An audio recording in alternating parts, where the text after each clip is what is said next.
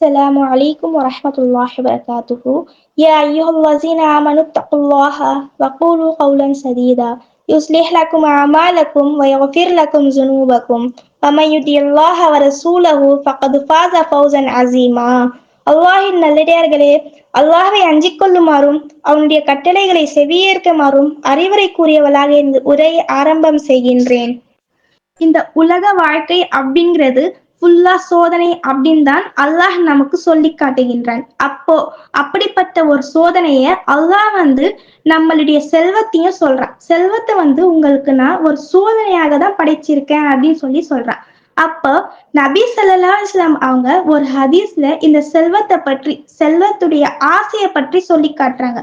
என்ன சொல்லி காட்டுறாங்க அப்படின்னா, அப்துல்லா பின் ஜுபைர் ரலியல்லாஹு அன்ஹு அவங்க அறிவிக்கிறாங்க, புகாரில 6438வது ஹதீஸாக இடம் பெற்றிருக்கு. அதாவது என்ன சொல்றாங்க அப்படின்னா, ஆதமுடைய மகனுக்கு ஒரு நீரோடை நிறைய பொன் தங்கம் கிடைத்தாலும் அவன் இரண்டாவது நீரோடை வேண்டும் என்றுதான் ஆசைப்படுவான்.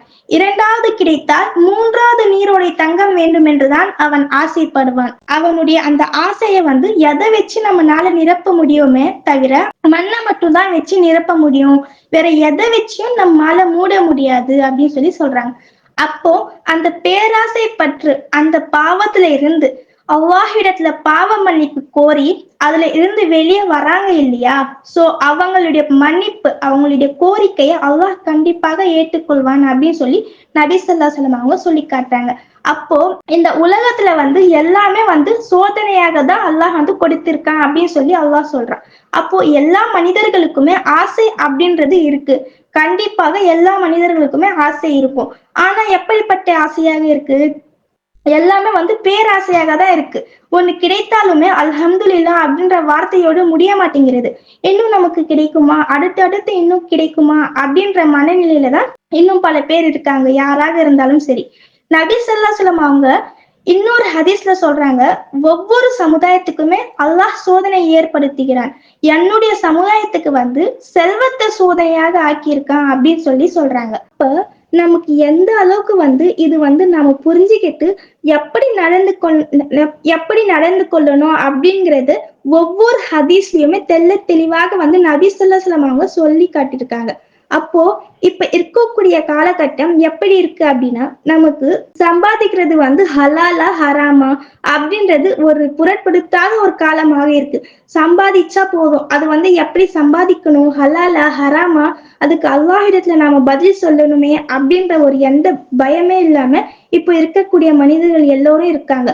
யார் என்ன சொன்னாலுமே தனக்கு ஹலால் ஹராம் அப்படின்னு தெரிஞ்சாலுமே கூட இது என்ன செய்யறாங்க, எல்லோருமே பணத்தின் ஆசையில, அந்த செல்வத்தின் மீது உள்ள அந்த ஆசையில பணத்தை சம்பாதிக்கணும் அப்படின்ற குறிக்கோளாதான் இருக்காங்களே தவிர அதுக்கான பதில் அல்லாஹ்விடத்துல நாளை மறுமை நாளை சொல்லணுமே, ஹராமான வழியில சம்பாதிக்கிறோமே, அப்போ அந்த அச்சத்தை கொண்டு வர மாட்டேங்கிறாங்க.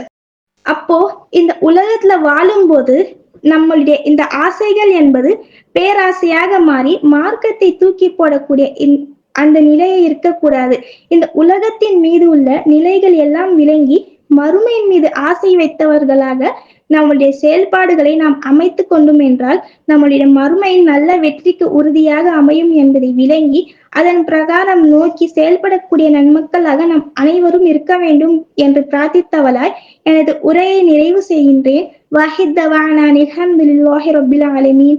அஸ்ஸலாமு அலைக்கும் வரஹ்மத்துல்லாஹி வபரகாத்துஹு.